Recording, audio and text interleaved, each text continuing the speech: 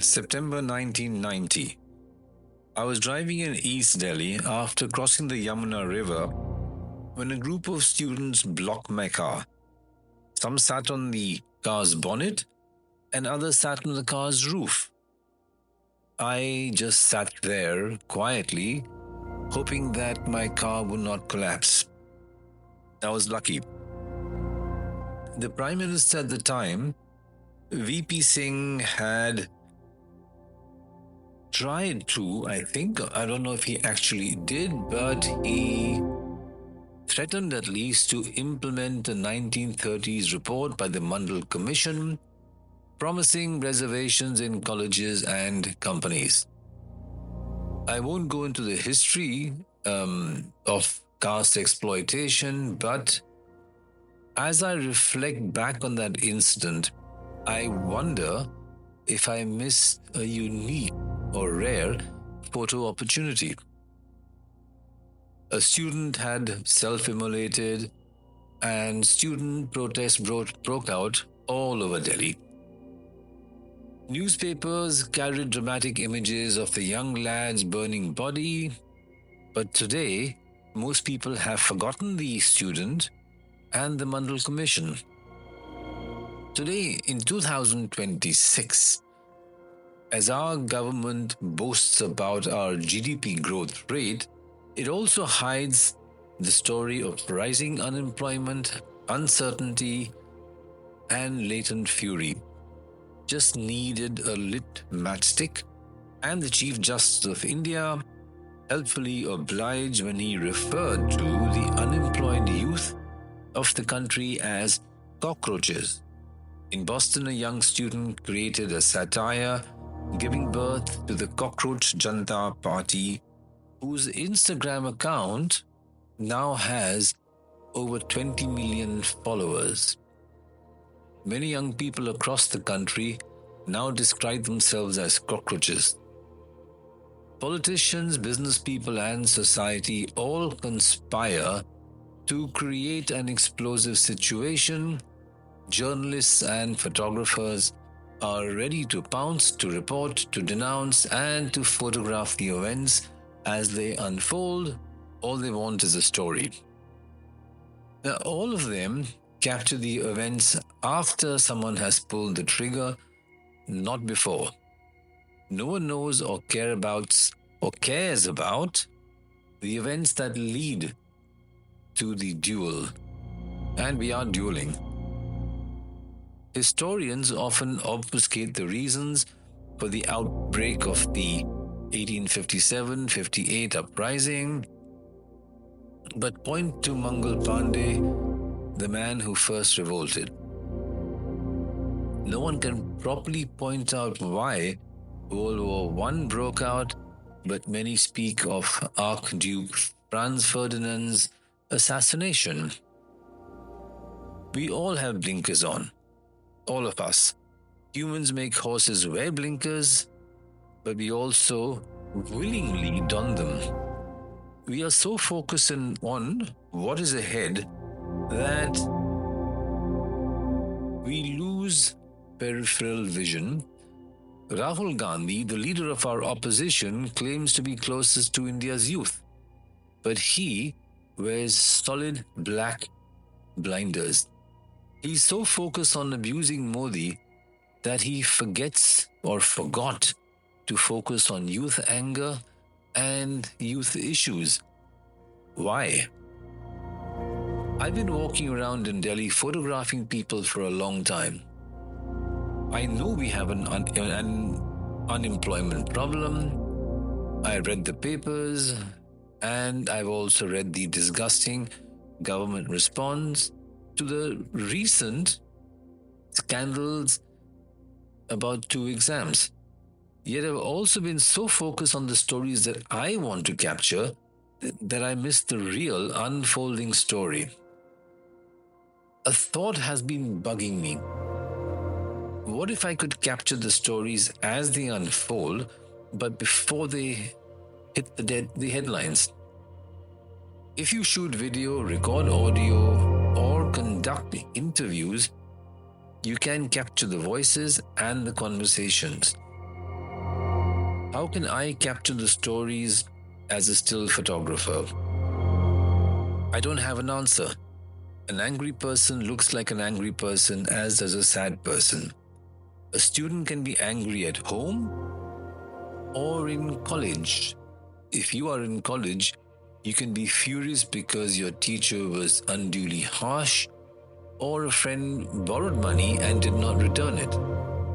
When I was a first year student in engineering college, a fifth year student borrowed 5 rupees and he has not yet returned it.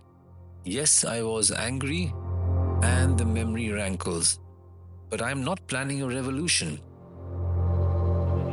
A teacher gave me 0 marks for a 20-mark question. Why? Just because I accidentally substituted a plus for a minus in the last line of a question, and he absolutely refused to give me any credit for all my proper working before that.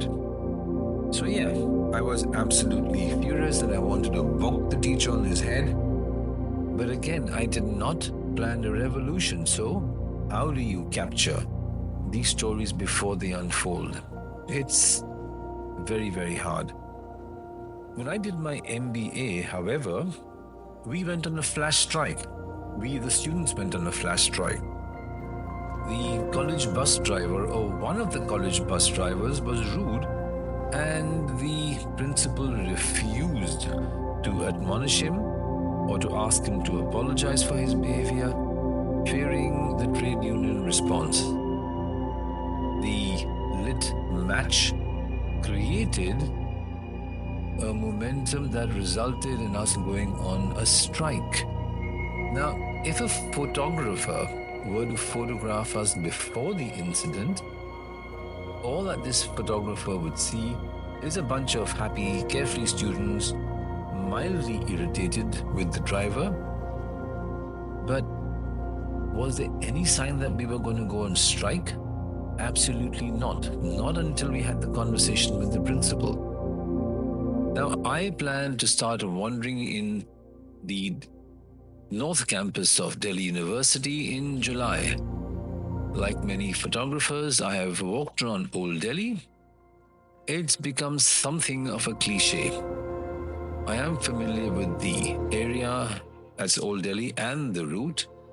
The good part is that I can sometimes combine Old Delhi and the university in one day, but in winter, not now, it's too hot. Now, more than anything, even if I don't get a photo story at Delhi University, I will be breaking out of my set pattern, and the walks will force me back in the hunting mode, and where I will push myself to pay more attention to my surroundings, the people, the stories, the action, and also to realize a simple truth. We are all Indians, yes, but college kids differ from the people in Old Delhi in many ways. Their backgrounds, their socio-economic class, their political views, their age, their aspirations, and you get the idea. People in Chandni Chowk are accustomed to seeing people wandering around with a camera. Those in the North Campus are not, and are likely to be suspicious of an older person with a camera. Now, even though I do consider myself eternally young, I am still older than them, unfortunately. So I foresee challenges, and I forecast several trips where I might not get a single story or one worthwhile picture. But who knows? I may yet strike gold in the dust. Many college graduates are tramping around in the dusty heat, desperately looking for a job. The visits that I plan for Delhi University might just give me different points of view to explore, and might help me, and it might actually help plant the seed for a longer story. I don't know. Sometimes it's good to jump out into the void. And when you jump into the void, sometimes the void rewards you.